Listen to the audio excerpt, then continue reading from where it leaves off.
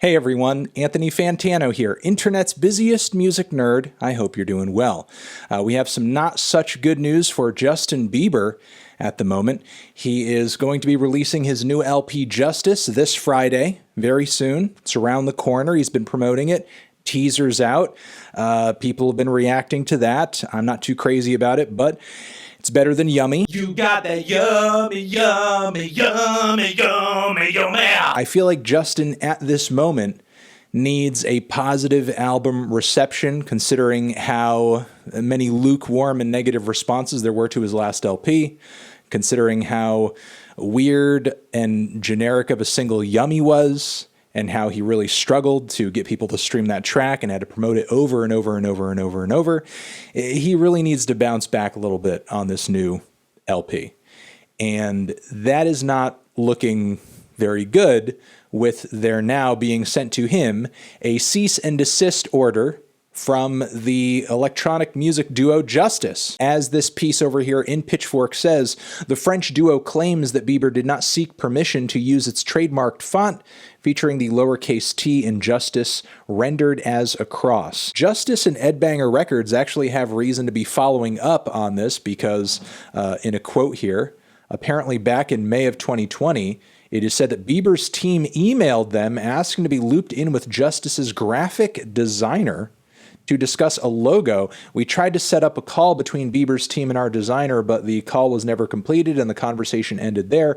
No one ever mentioned an album called Justice or a logo that says Justice. The first time we saw anything was the announcement. So with the reach out, Justice and Ed Banger had reason to believe that what is being incorporated here is either taking our design or incorporating our design. I feel like if Justin had just worked with the abstract concept of, hey, I'm a Christian artist, I want to portray that in my art, in my music, and I want to name my album Justice because my name is Justin, and let's just have that T be a cross. If those ideas and concepts were arrived at organically, I suppose there could be room for an argument that it's just a font. No one's looking at this and thinking it's a Justice album. No one's confusing the two. I'm not ripping you off. But because the idea wasn't come up with organically and you had this reach out, Ed Banger and Justice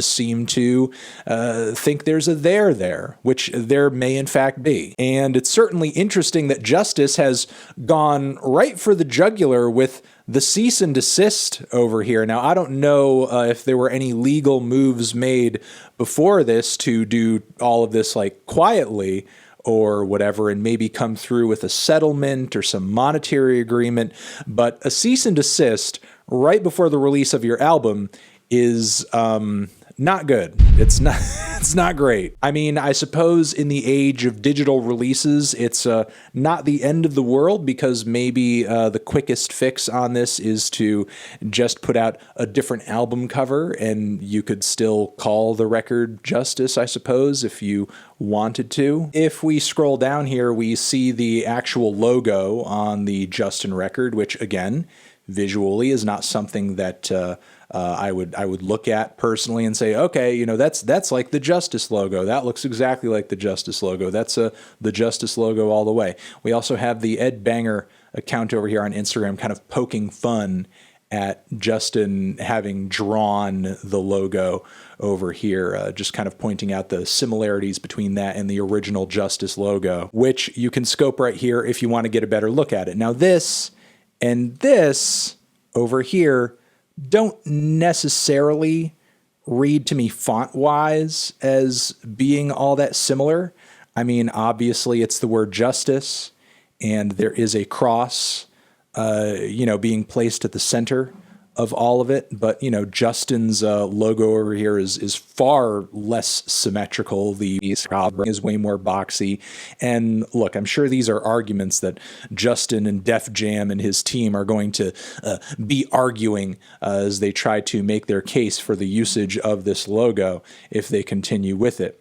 But look, the fact remains that Ed Banger and that outfit was reached out to by Justin's team, which, I mean, if that had never happened, I don't know if they would have cause to sort of follow up here. I mean, by way of doing that, you're kind of like putting a little blood in the water, not to portray Ed Banger and Justice as, being sharks or being vicious or, being parasitic here. But it's been clearly communicated to them through this reach out that you're asking about logos, you're asking about visuals, this, that, and the other thing. And then all of a sudden it doesn't follow up. It doesn't go through, and whoa, how many months later you announce your record and it has the same, visual, cross concept as the most popular music act